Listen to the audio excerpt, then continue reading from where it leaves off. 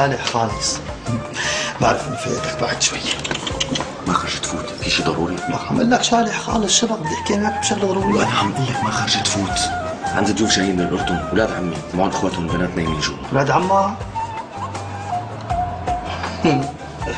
عندك جريتا. عم اقول لك بنات عمتي، بتقول لي جريتا؟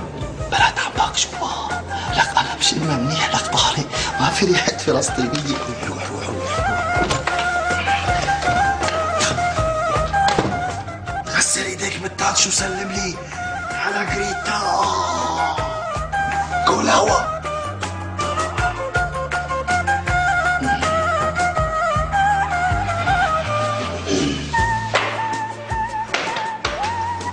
أبو يوسف حرقنا نفسه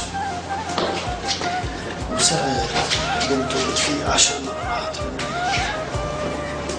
والله ما صف كان البيت. يلا جايك يا